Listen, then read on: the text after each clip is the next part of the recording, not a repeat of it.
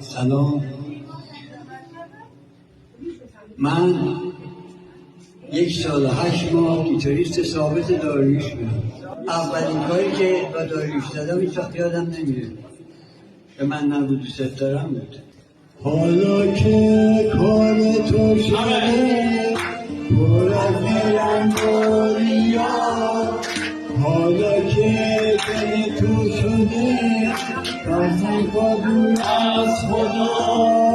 به من نگو دوست دارم که باورم نمیشه، نگو فقط تو رو دارم که باورم